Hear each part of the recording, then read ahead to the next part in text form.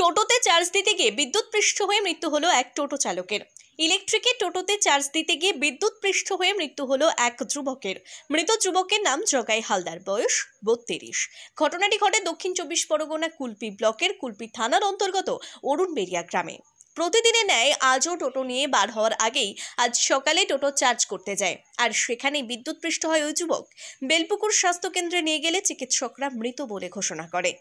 কুলপি থানার পুলিশ মৃতদেহ উদ্ধার করে ময়না তদন্তের জন্য ডায়মন্ড হারবারে পাঠাচ্ছে।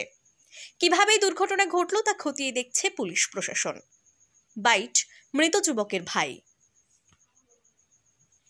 আমাদের ভাইওনা থাকে দুপুরে চার্জ দিচ্ছিল, দিতে গাড়ি কালকে ওয়ারিং করেছে। কি গাড়ি? ওই টোটো গাড়ি। আচ্ছা, চার্জ দিচ্ছিল, চার্জ দিয়ে কীভাবে হয়তো বুঝতে পারি। আচ্ছা, ওই গাড়িতে ছিল?